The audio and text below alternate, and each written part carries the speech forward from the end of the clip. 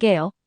스페인의 화가, 작가, 예술가, 조각가로 다양한 분야에서 활동한 예술가이다. 그는 20세기를 대표하는 미술가 중 하나로 꼽히며 현대 미술의 거장으로 인정받고 있다. 조각, 도자기, 드로잉 등 다양한 매체에서 활동하며 현대 미술에 지대한 영향을 끼쳤다. 게르니카는 그의 대표작 중 하나로 그림 속의 스페인 내전의 참상을 현실적으로 그려냄으로써 사회적 메시지를 전달하였다. 그의 무궁무진한 예술적 창조와 혁신적인 스타일은 현대 예술에 큰 영향을 미쳤다. 이름. 풀네임이 특히 길다. 파블로 디에고 호세 프란시스코 데 파울라 후안 네포무세노 마리아 데 로스 레메디오스 시프리아노 데 라 산티시마 트리니다드 루이스 이 피카소. 이베리아 반도 문화의 특징으로 결혼 시 자식은 양 부모의 성을 합치게 되는데 조상들의 성을 다 붙이고 정리를 하지 않다 보니 이름이 길어지게 되었다. 이 긴 이름을 부모만의 성으로 짧게 줄이면 파블로 루이스 피카소가 되며 루이즈가 본래의 성씨이다. 피카소는 그의 어머니의 성씨였다. 본래 파블로 루이스로 불리는 것이 맞으나 그가 19살 때 피카소를 선택하면서 파블로 피카소로 알려졌다. 3. 생애 3.1. 유년기. 피카소가 태어날 무렵 그의 아버지 호세는 식당 장식을 하는 화가였다. 아버지의 영향으로 피카소는 말도 배우기 전부터 그림을 배우게 되는데 그 천재적인 소질로 아버지를 항상 놀라게 했다. 천재란 단어가 그를 위한 것이란 이야기가 딱 일 정도로 그림에 있어서는 못할 것이 없었다. 말을 배우기보다 그림을 그리기 시작한 게 먼저라고 하며 처음 입 밖으로 내뱉은 단어가 연필이었다고 한다. 게다가 화가 지망생이었던 아버지 호세 루이스의 조수 노릇을 했는데 호세는 피카소가 자신이 시킨 것에 달이 그려넣기 을 해온 것을 보고 말하기를 내가 내 꿈을 이루어 다오 라고 말했다. 회화뿐만 아니라 조각도 했다. 이미 20세가 되기 전에 그의 회화 실력은 고전주의를 마스터한 수준이었다. 바르셀로나 예술학교 시절에 남들이 한 개월 정도 준비하는 과제를 단 며칠 만에 완성하고 1등을 차지했다. 입학시험을 봤을 때도 남들이 일주일 걸리는 과제를 몇 시간 만에 완수했고 이걸 본 교사가 큰 충격을 받아 바로 입학 후 월반시켰다는 일화도 있다. 아래 그림을 보듯이 15살쯤에 이미 대가의 실력을 가지고 있었다. 11세 피카소의 토르소 소묘. 15세 피카소의 유화. 피카소의 그림 실력을 단적으로 보여주는 예가 그가 10살 즈음에 그렸던 소묘다. 오늘날의 초등학생 나이에 명암 표현이 소름 끼칠 정도로 완벽하다. 될성 부른 나무는 떡잎부터 알아본다더니 사칙 연산을 배울 요즘 초등학생 즈음 나이에 이미 입시미술을 마스터한 신동이었다. 본인 스스로 12살 때 라파엘로만큼 그렸다라고 말했다. 하지만 그랬기에 그가 평생 부러워했던 것이 그 또래 어린아이들의 천진난만했던 화풍이었다. 그는 타고난 재능이 지나친 나머지 미술적인 감성면에서는 붓을 잡자마자 유아기도 사춘기도 없이 곧바로 성인이 되어버렸기 때문에 일부러 서툴게 그리고 싶어도 그럴 수가 없었던 것이다.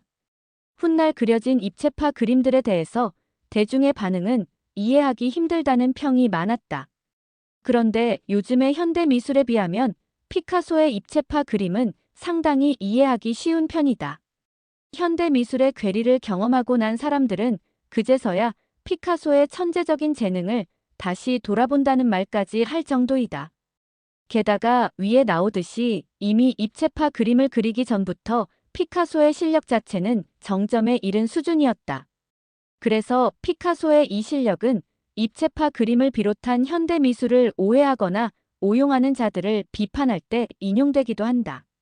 현대 미술 문서에 나오듯이 현대 미술을 하는 자들은 실력도 없으면서 입 잘 터는 것으로 미술을 한다라고 오해하거나 반대로 실제 실력도 없으면서 자신이 피카소와 같은 현대 미술을 한다고 하며 들먹이는 경우가 의외로 많기 때문이다. 아들의 재능을 알아보고 기대했던 그의 아버지는 평생 동안 그의 화풍의 가치를 이해하지 못하고 그와 반목하다가 1913년에 작고했다고 한다. 아버지 호세의 입장에서는 고생고생해서 명문사립학교인 바르셀로나 예술학교와 마드리드 예술학교에 보내서 미술을 배우게 했건만 피카소는 그냥 돌아다니면서 그림 연습을 하는 게 더 낫다고 생각했으니 열받을 수밖에 없었다. 결국 이 때문에 피카소는 집을 나오고 말았다. 3.2. 청년기. 초창기에는 친구이자 시인인 막스 자코과 함께 지내면서 힘든 시절을 보냈다. 후술하겠지만 친구 카사헤마스가 죽기도 하고 돈이 없어 가난하게 살아야 했는데 이때 그림들이 전부 우울한 푸른빛 톤의 우중충함, 슬픔, 고난 등의 주제를 다루었기에 이 시기를 청색시대라고 부른다. 작품 목록 이 중 1901년작인 카사헤마스의 죽음은 역시 청년 시절 친구이자 동료 화가였지만 시련 때문에 자살하여 20세로 요절한 카를로스 카사헤마스를 추모하기 위해 그린 것이다. 그 와중에도 파리의 발전상을 고향 스페인에 알리는 등의 노력을 했다. 그리고 제1차 세계대전 이후 예술가들의 후원가로 널리 알려진 레오 스타인과 거트루드 스타인 남매의 후원을 받았다. 이들 남매가 그림을 잇따라 사준 덕분에 피카소는 살림이 좀 나아졌고 그보다 살짝 이전에는 첫 번째 연인인 페르낭드 올리비에도 만났다. 또한 스타인 남매의 소개로 앙리 마티스 야수파의 창시자를 만나게 되었다. 이들은 거트루드 스타인의 아파트 27루디 플레우러스에서 모임을 가지며 가까워졌다. 정신적 여유가 생긴 피카소는 따사한 붉은빛을 많이 사용했는데 이때를 장밋빛 시대라고 한다. 3.3. 입체파. 피카소는 거기서 그치지 않고 새로운 아이디어를 찾아다녔고 어느 전시회에서 아프리카 토속 조각상을 보자 인상적인 생동감과 표현력을 느끼고 이를 자신의 그림에 담아내려고 했다. 이때 나온 게 바로 그 유명한 아비뇽의 처녀들이다. 왜 갑자기 힘든 길을 가나 궁금한 사람도 있을 텐데 폴 세잔 이후 나온 미술이라는 것은 더 이상 이미지를 사실적으로 그리는 것을 추구하지 않았다. 미술의 역사는 처음부터 끝까지 똑같지 않았다. 사람 비슷한 게 나오다가 벼랑간 도형과 선으로 이루어진 그림이 나오고 그러다 괴상망측한 게 나온다. 피카소의 그림들 또한 어떻게 하면 평면에서 입체의 여러 면 특성을 한 번에 나타낼 것인가라는 개념을 표현한 것이라는 것을 이해하고 바라본다면 명쾌하게 느껴질 것이다. 피카소의 입체파 큐비즘 그림은 아름다워서 훌륭한 것이 아니라 새로운 개념과 장르를 개척했다는 것에 의의가 있으며 또한 구성에 미도 있다. 하지만 사람들은 물론이고 동료와 친구들조차 피카소의 새로운 도전을 쉽게 받아들이지 못했다. 마티스는 물론 절친인 기욤 아폴리네르조차 이해할 수 없다. 다시 거지가 되고 싶으냐고 반문했다. 다행히 비렐름 우델라 다니엘, 앙리 칸바일러 같은 독일계 화상들이 장식과 기교가 없는 대신 호소력이 짙다면서 호평한 덕분에 완전히 묻히지는 않았다. 칸바일러는 이 그림을 계기로 피카소의 친구가 되었고 훗날 피카소와 함께 입체파의 쌍두마차가 되는 조르주 브라크를 소개하기도 했다. 피카소의 그림을 현실로 보면 대충 이런 느낌이다. 자세히 보면 옆얼굴이라 코가 절반만 나왔지만 코의 모습이 온전히 드러난 것을 볼 수 있다. 즉 코의 특징을 전부 담아낸 셈. 어떻게 보면 앞 얼굴처럼 보이기도 한다. 그래서 피카소의 큐비즘 그림들을 보면 눈의 모양이 짝짝이인 것을 볼 수 있는데 이것은 실수가 아니라 측면의 눈과 정면의 눈을 동시에 그려서 그런 것이다. 피카소가 이런 그림을 그리게 된 것은 당시 상황과 무관하지 않았다. 19세기 말부터 20세기 초까지 당시 급격한 산업화로 인한 환경 변화와 카를 마르크스의 혁명적인 사관 등의 영향을 받았던 유럽은 과거와의 단절을 꾀하고 새 시대에 맞는 새로운 문화를 추구했다. 프랑스 혁명 당시 과거로 회귀하는 신고전주의와 작가의 개성을 드러내는 낭만주의가 등장한 것과 비슷하다. 피카소 당시에는 모더니즘이라는 이름하에 건축, 과학 등 모든 분야에서 이러한 운동이 전개되었다. 모더니즘 미술 역시 그러한 방향으로 과거에 볼 수 없었던 새로운 미술을 찾았다. 이런 상황에서 피카소는 과거의 영광을 잘 재현하는 유물이 되느냐, 아니면 새로운 정신과 새로운 개념을 창조해서 미술계의 혁명가가 되느냐는 길에서 후자를 선택한 것이다. 물론 결과는 대성공이었다. 3.4. 성공 이후. 생전부터 그림이 잘 팔렸던 화가로도 유명한데 피카소 본인도 자신의 그림이 얼마에 팔리는지 확인했다고 한다. 자기가 받을 돈의 액수를 확인하기 위해서가 아니라 자신이 그린 그림의 가치가 얼마나 되는가를 확인하기 위함이었다고 한다. 스페인 내전 당시 나치 공군의 콘도르 군단은 마을의 주둔한 공화국군의 퇴로를 차단할 목적으로 교량을 파괴하기 위해 폭격을 실시했다. 이후 일어난 먼지구름 탓에 정확한 목표 식별이 불가능한 상황에서 무차별 2차 폭격을 시행했던 것. 민간인 1,500에서 1,600명이 사망했다고 한다. 본 작품은 이후 황폐화된 게르니카의 참극을 듣고 그린 게르니카이다. 이 그림은 349 곱하기 775cm나 되는 어마어마한 크기의 작품이다. 그래서 피카소는 붓이 아니라 롤러로 그림을 그렸다. 피카소는 그 후 이런 식의 행보로 프란시스코 프랑코의 미움을 사미국으로 망명을 갖고 이후 전쟁이 끝나자 남유럽으로 돌아왔다가 프랑스에서 사망했다. 피카소는 스페인이 민주화되기 전에는 게르니카를 스페인에 걸 수 없다 고 주장했다. 그래서 게르니카는 한동안 미국의 뉴욕 현대미술관에서 소장했다. 참고로 피카소가 92세까지 살았지만 하필이면 프랑코도 천수를 누리는 바람에 스페인이 민주화되는 것을 못 보고 세상을 떠났으며 피카소 탄생 100주년이 된 1981년이 되어서야 이 걸작은 조국인 스페인으로 반환되었다. 반환 후 마드리드의 프라도 미술관에서 소장했다가 1992년부터 마드리드의 소피아 여왕박물관에서 소장 중이다. 속설에 의하면 나치의 파리 점령 직후 한 게슈타포 장교가 게르니카를 보고 피카소에게 당신 작품인가? 라고 묻자 피카소는 아니, 당신들의 작품이다. 이라며 촌철살인격인 답변을 날렸다고 한다. 그림이 크고 아름답기 때문에 소피아 여왕박물관에 아예 게르니카 전시를 위한 방이 따로 있을 정도다. 또한 1951년 6.25 전쟁을 모티브로 한 한국에서의 학살이라는 그림도 그렸다. 흔히 노글리 양민 학살 사건 혹은 신천 양민 학살을 주제로 했다고 하나 확실하지는 않다. 하여간 전쟁의 참상을 고발하기 위해 그린 게르니카와 함께 그의 대표적인 반전 작품 중 하나로 당시 미군을 학살자로 묘사했다는 주장도 생기는 바람에 한국에선 1980년대까지 금지 예술품이기도 했다. 물론 누가 누구에게 했든 학살은 학살이다. 브루스 커밍스의 저서 한국 전쟁의 기원은 그 표지에 이 그림을 쓰고 있다.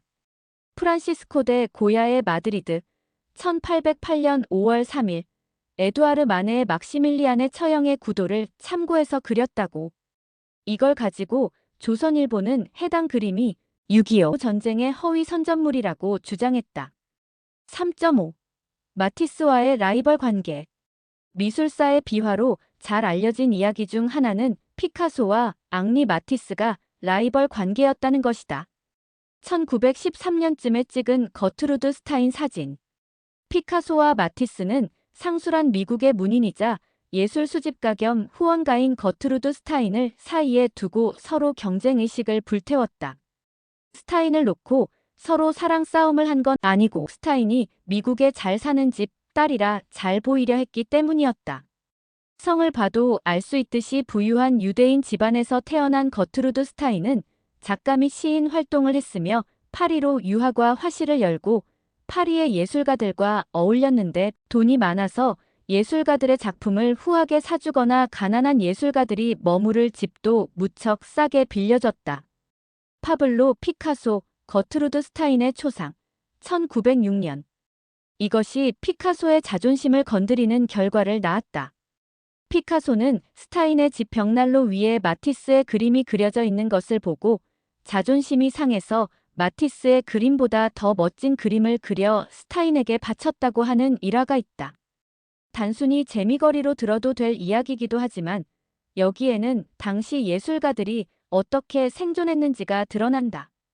그 밖에도 두 천재의 일화는 꽤 많이 있는데 라이벌인 것 치고 서로 간의 관계가 나쁘지 않았다.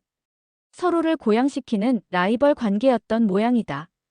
피카소가 12살 더 많은 마티스의 화실에 종종 놀러올 정도였다.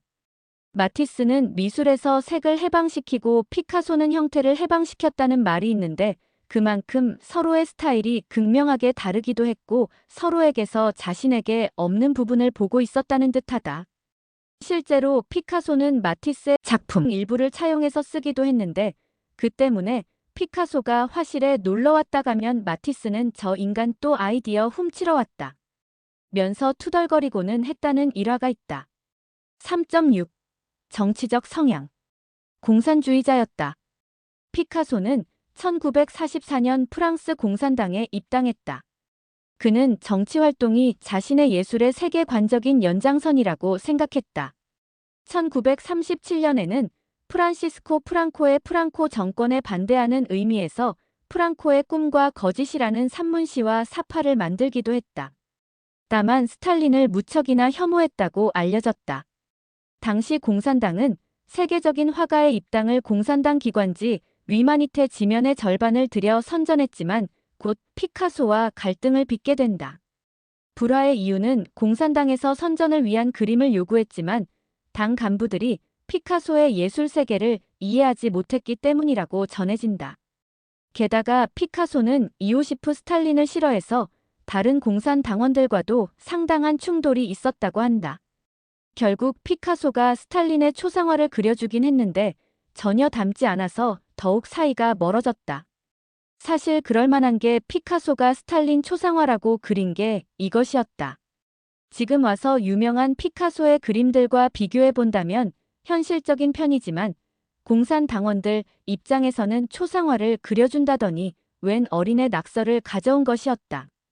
그럼에도 불구하고 피카소는 죽을 때까지 공산당 당적을 유지했다. 파블로 피카소는 반군국주의 성향을 강하게 가진 예술가였고 그렇기에 국가와 이념을 넘어 전쟁 자체를 혐오했다. 스페인 내전을 다룬 게르니카, 홀로코스트의 참상을 그린 시체 구덩이, 6.25 전쟁에 관한 한국에서의 학살이 그의 대표적인 반전 회화이다. 이 중 한국에서의 학살은 신천 양민 학살을 다룬 것으로 알려져 있지만 피카소가 1950년 말에 그림을 그릴 동안 해당 사건은 알려지지 않았던 것을 생각하면 근거가 희박하다. 작품 군인들도 소속에 대한 암시가 전혀 없다. 이 작품은 공산당에서 모호하다는 이유로 비난을 받았고 미국에서도 분노를 사한 동안 그는 미국 예술계에서 냉대를 받았다. 3.7. 이성관계. 피카소의 엄청난 여성 편력은 대중들 사이에서도 유명하다. 나이 60, 70세가 넘어서도 20살간 넘은 손녀뻘인 여자들과 살림을 차려 자식을 낳기도 했다. 여자를 꼬실 때 당신을 어제보다 더 내일보다 덜 사랑한다. 라는 작업 멘트를 했다고 한다. 이들 중 대표적인 연인 및 배우자들 목록을 보자면 페르낭드 올리비에 프랑스계 예술가 겸 모델. 초기 피카소의 그림 모델이 되었으며 그의 친구인 아폴리네르의 시에서도 등장한다. 이별. 에바 구엘 무용수. 병사. 올가 코클로바 러시아 출신의 발레 극단 소속 무용수. 파울로의 어머니. 피카소의 골든 뮤즈로 알려져 있다. 피카소에게 가장 창조적인 영감을 준 연인이었다. 피카소는 고전주의와 초현실주의의 요소들을 결합하여 그녀를 모델로 한 초상화들을 많이 그렸다. 그러나 이후 피카소와의 불화가 심해지면서 아들 파울로와 함께 피카소의 곁을 떠났다. 이혼. 마리 테레즈 월터 마야의 어머니. 피카소와 헤어지고 나서 한참을 방황하다가 결국 자살했다. 도라 마르 사진작가 게르니카의 제작 과정을 사진으로 남겼다. 병사. 프랑수아즈 질로 마이너스 전쟁 사진으로 유명한 로버트 카파의 피카소와 질로라는 사진이 유명하다. 그 위대한 피카소가 시종처럼 파라솔을 받쳐들고 질로의 뒤를 따라 걷는다. 또한 피카소에게 먼저 이별을 통보한 유일한 여자이기도 했다. 클로드와 팔로마의 어머니로 피카소와 헤어진 후 화가 활동을 하면서 동료 화가인 윅 시몬과 결혼한 후 딸을 낳았으나 시몬과도 이혼했으며 이후 소아마비 백신을 개발한 의학자 조너스 소크와 재혼했다. 이후 2023년 6월 6일에 101세의 나이로 병사했다. 자클린 로크 피카소의 마지막 배우자 이자 그의 뮤즈였다. 1961년 피카소와 재혼. 피카소는 그동안 그렸던 다른 연인들보다도 로크의 모습을 담은 그림을 많이 남겼는데 무려 400점 이상이었다. 피카소가 죽은 지 13년 후 피카소의 생일날 그의 무덤 앞에서 권총으로 자살했다. 하지만 전 부인들과 피카소 자식들에게는 냉혹하게 대해 나의 할아버지 피카소에서 무자비하게 까였다. 위에 언급된 7명의 여인 말고도 피카소는 수많은 여인들과 연문을 뿌렸으며 그리고 그 모든 여인들을 다 찾다. 올가 코클로바 역시 남편이 마리 테레즈 월터와 바람을 피운 것을 친구로부터 알자마자 아들 파울로와 함께 집을 나가서 이혼 소송을 했다. 그런데 피카소가 재산 분할을 하기 싫어서 이혼을 안 해준 덕에 올가가 사망할 때까지 결혼 상태였고 죽을 때까지 따로 살았다고 한다. 진로는 피카소와 이별한 후 피카소와의 삶이라는 책을 발표해 피카소와 함께한 10년간의 생활을 솔직히 고백했다. 심지어 피카소의 마초적인 성격과 여성 편력까지도 하지만 그런 진로조차도 피카소에게 저는 저희 아버지나 남자친구와는 대화가 되지 않는데 저보다 3곡절 연상인 당신과는 말이 통하는 것이 믿어지지 않아요. 라고 고백한 적이 있다. 애정관계는 아니지만 포니테일 소녀 실베트 데이빗을 모델로 수십 점의 실베트 연작을 만들고 격려와 금전적 지원으로 자기 그림 예술가의 꿈을 키워준 이야기가 아동도서로 출간되어 잘 알려져 있다. 훗날 리디어 코빗은 영국에서의 활발한 창작 활동으로 성공한 화가가 되었다. 참고로 1953년 당시 피카소는 72세였고 실베트는 19세였다. 3.8. 나르시시스트. 천재 화가로만 알고 있는 사람에겐 충격적일 수 있는 사실이지만 자기애성 성격장애로 강하게 추정된다고 한다. 어릴 적 어머니가 자기에 대한 거창한 생각으로 머리를 채워줬고 일방적이고 짧은 관계를 계속 맺었다. 나 자신이 세상에서 가장 위대하고 우월하고 소중한 사람이며 그렇기에 다른 사람들은 모두 자신보다 못났다고 믿고 그러므로 이용하고 상처 주고 착취하고 학대하는 것을 아무렇지 않게 여기는 나르시시스트의 특성을 고스란히 드러낸 그는 친밀하고 가까운 관계의 사람들에겐 최악의 인간이었다. 아버지라는 사람이 아들에게 넌 무능한 인간이야. 평생 그럴 거야. 라는 말을 내뱉었으며 할아버지라는 사람이 손주들에게 망디한 거지이라고 이름 붙인 디저트를 주었으며 연인이자 자신의 아이까지 낳은 프랑수아즈의 30세 생일에 어린 여자는 누구든 너보다 예뻐. 라는 말을 내뱉는 사람이었다. 주변 사람들의 자존감, 자부심, 삶의 의지, 인간이 가진 위험을 모두 꺾어놓고 오직 나는 보잘것없는 인간이라는 무력함만을 안겨주었다. 그것도 자신을 사랑해주는 사람, 자기 피를 물려받은 자식, 손주들에게.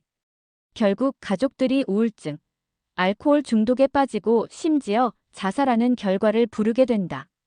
상술한 그의 여인들이 대부분 비극적인 결말을 맞은 7명 중 2명은 자살, 2명은 정신 이상, 1명은 요절대도 그의 탓이 크다.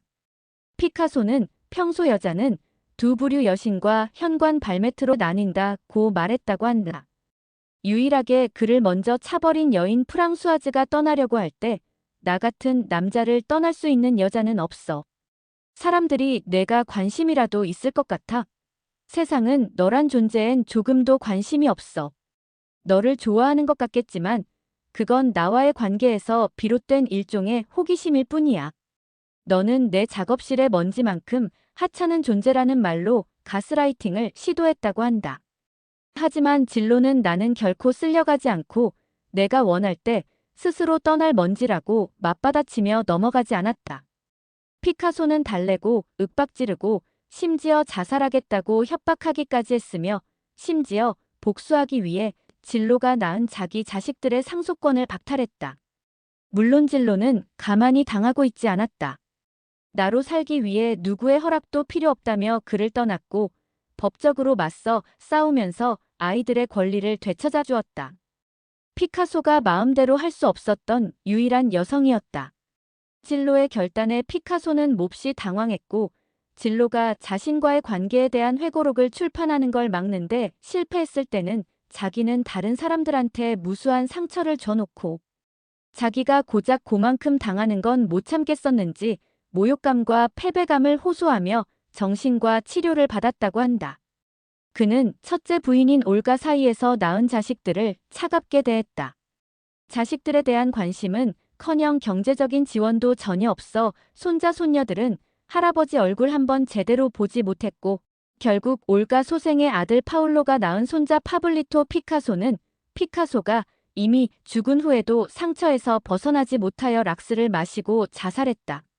그리고 이에 충격을 받은 파울로 또한 술에 의존하다 알코올 중독으로 사망했다. 파블리토의 친동생인 또 다른 손녀 마리나 피카소도 장장 14년 동안이나 정신과 치료를 받아야 했으며 나의 할아버지 피카소라는 책을 출간해 자신의 가족의 민낯을 고발했다. 나의 가족은 저 천재가 쳐놓은 덫에서 한순간도 벗어날 수 없었다. 그는 자신의 작품 하나하나를 완성해 나가는데 타인의 피를 필요로 했다. 나의 아버지, 오빠 어머니, 할머니의 피와 나의 피, 그리고 한 인간을 사랑한다고 여기며 피카소를 사랑한 모든 이들의 피를. 나의 아버지는 그의 폭정의 굴레 아래에서 태어났으며 그에게 속고 실망하고 비천해지고 망가진 채 그로 인해 죽었다. 냉혹하게도 그의 가학 취미와 무심함의 놀이개가 되었던 오빠 파블리토는 24세 나이에 락스를 마시고 자살했다. 식도와 후두가 타버리고 위가 파괴되고 심장이 제멋대로 날뛰는 모습으로 피범벅 속에 누운 오빠를 발견한 건 나였다. 락스를 마심으로써 오빠는 고통을 끝장내고 자신을 기다리는 암초들을 무력화시키려 했던 것이다. 그 암초들은 나 또한 노리고 있었다.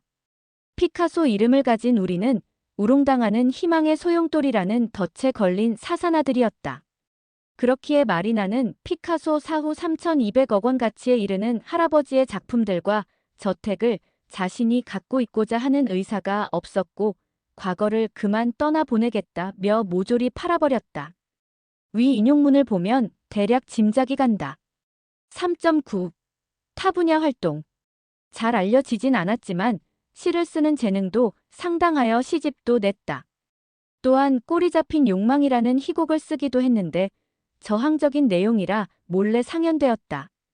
여기에 출연한 사람들은 장폴 사르트르, 시몬드 보부아르, 알베르 카미 등 당대의 지식인들이었다. 그리고 그동안 쓴 시는 30여 개 정도라고 한다. 패션 감각도 특이해서 흰 바탕에 파란색 가로 줄무늬가 있는 상의를 즐겨 입었다. 맨 위의 사진이 바로 그것이었으며 이 사람의 절친 중 한 명이 바로 찰리 채플린이었다. 4. 주요 작품. 기타 치는 노인. 파이프를 든 소년. 거트루드 스타인의 초상. 아비뇽의 처녀들. 거울 앞 소녀. 게르니카. 우는 여인. 한국에서의 학살. 어록. 한때 회화는 발전적인 단계를 거쳐 완성에 다가갔었다. 매일 새로운 것이 생겼다. 회화는 추가의 결합이다. 그러나 나에게 회화는 파괴의 결합이다. 나는 그림을 그리고 그것을 파괴한다. 하지만 오랫동안 봤을 때 사라지는 것은 아무것도 없었다. 한 곳에서 빼낸 빨간색이 다른 곳에서 나타날 뿐이다. Formerly, pictures used to move towards completion in progressive stages. Each day would bring something new. A picture was a sum of additions. With me, picture is a sum of destructions. I do a picture, then I destroy it. But in the long run, nothing is lost. The red that I took away from one place turns up somewhere else. 1934년 겨울, 리처드 프리덴탈의 위대한 예술가들의 편지들 블레이크에서 폴로까지 중에서 예술은 공간을 장식하기 위해 만들어진 게 아닙니다. 적들을 막아내는 공격적인 무기입니다. Art is not made to decorate rooms. It is an offensive weapon in the defense against the enemy. 마이너스 1943년 3월 24일. 회화는 미학적인 작업이 아니다. 이 이상하며 적대적인 세계와 우리를 중재하도록 설계된 마법의 형태이다. Painting isn't an aesthetic operation, it's a form of magic designed as mediator between this strange hostile world and us. 2002년 출간된 마리오 리비오의 황금률에서 입체판은 기존의 미술과 다르지 않다. 기존의 미술과 같은 원칙과 요소를 가지고 있기 때문이다.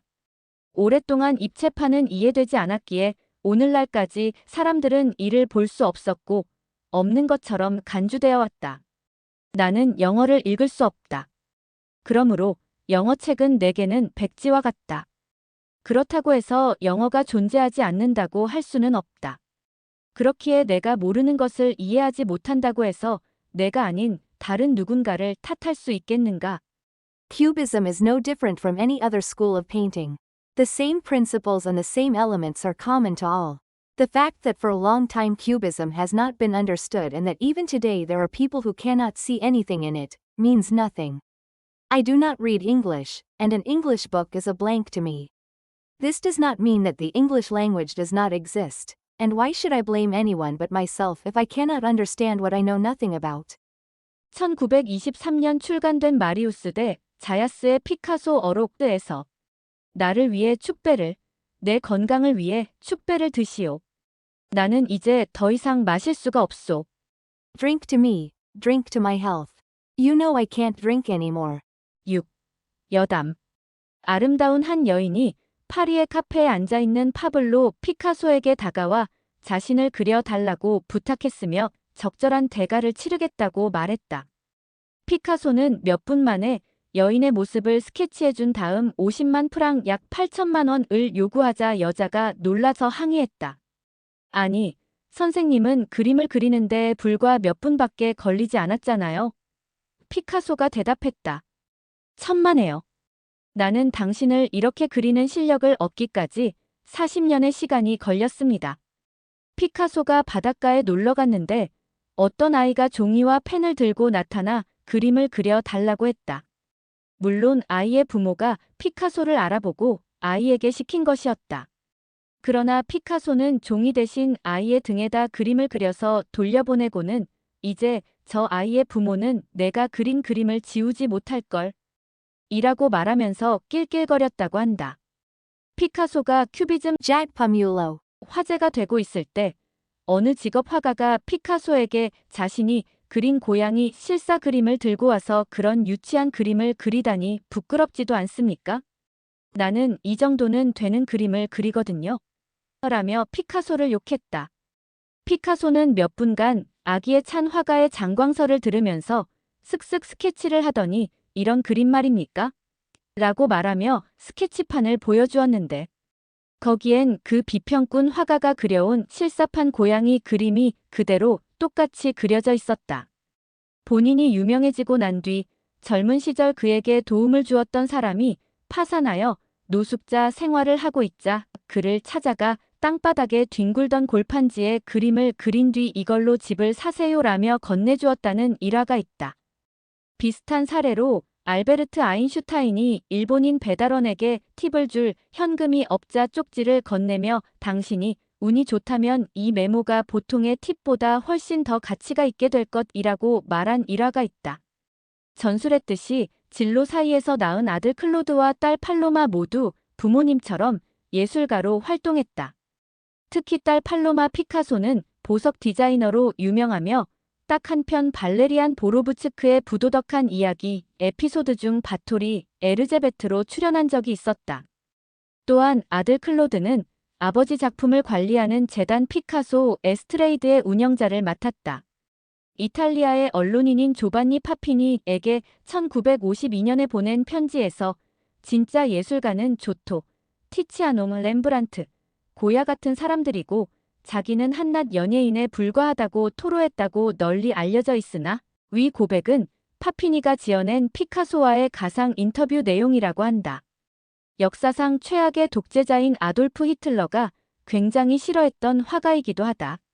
사실 히틀러는 본업이 미술가 지망생이었던 입장에서도 피카소뿐만이 아닌 추상주의 자체를 이해하지 못하고 혐오했다. 퇴폐 미술. 한 생존자의 이야기의 주인공의 침대 위 벽에 피카소 그림이 걸려져 있는데 위의 이유 때문인 듯하다. 게르니카와 관련된 일화를 보면 피차 피카소도 히틀러를 그닥 좋아하지 않았다. 애묘가 중 한 명으로 생전에 반려 고양이를 키웠다. 반도체 제조회사 AMD는 자사 라이젠 시리즈의 코드네임을 미술가의 이름에서 가져와 붙이고 있는데 라이젠 3000 시리즈의 코드네임 중 하나가 바로 피카소이다. 예거 르쿨트르 시계를 애용했다고 한다. 런던에서 시작된 세계적인 아트페어 프리즈의 첫 서울 개최로 열린 프리즈 서울 2022에 피카소의 작품이 출품되었다. 아트페어답게 구입이 가능하고 가격은 600억 원. 작가의 인지도가 인지도이니만큼 다들 그 앞에서 사진 찍느라 엄청난 인파가 몰렸다. 북한에선 그가 모순덩어리라고 교육한다. 프랑코 독재와 나치 독일에 저항한 것은 긍정적인 행동이지만 피카소의 미술사조는 사실주의에 반대하는 자본주의 퇴폐 입체주의라는 편협한 미술관 때문이다. 그래서 파시즘에 저항했지만 동시에 자본주의 퇴폐 미술에 복무한 모순적이고 해독적인 인물이라고 교육시키고 있다. 사실 피카소가 아무리 공산주의자였다고는 해도 추상예술에 대해 호불호가 엇갈리는 것은 공산권도 예외는 아니었기 때문에 이런 평이 나오는 것이 이상하지는 않다. 미국에서 1969년 달 착륙이 성공한 뒤에 뉴욕타임즈에서 피카소의 의견을 기록했는데 피카소는 그것이 자신에겐 아무것도 아니고 의견도 없고 신경까지도 않는다고 말했다. 7. 대중매체에서 낮은 대중성과 일반인 기준에서 괴랄해 보이는 그림체 때문에 라이트 코미디물에서는 능욕을 받는 경우가 많다. 딱 봐도 피카소 스타일이라는 느낌을 주는 작품들이 유딩 초딩들의 낙서와 비교당하는 건 거의 클리셰 수준이다. 하지만 아이들의 천진난만한 그림을 평생 동경한 본인으로서는 기분이 나쁘기는커녕 드디어 이루어냈다는 생각에 기뻐했을지도 모른다. 미국의 프로그레시브 메탈 밴드 드림 시어터의 기타리스트 존 페트루치가 한때 사용했던 아이바네즈사에서 나왔던 시그니처 기타의 이름이 피카소였다. 영화 타이타닉에서 간접적으로 언급된다. 로즈가 타이타닉을 탈 때 가지고 간 그림 중에 피카소의 그림들이 있고 이를 본 그녀의 약혼자 칼이 그 피카소인가 하는 친구 성공하지 못할걸 이라고 비하한다. 그런데 이 장면에서 로즈가 들어본 그림은 피카소의 걸작 중 하나인 아비뇽의 처녀들, 그것도 흔히 알려진 버전이 아닌 다른 버전이다. 만약에 이 그림이 타이타닉과 같이 침몰하지 않고 살아남았더라면 그야말로 천문학적으로 부르는 게 값이었을 것이다. 물론 피카소의 작품이 타이타닉에 있었다는 이야기는 픽션이다.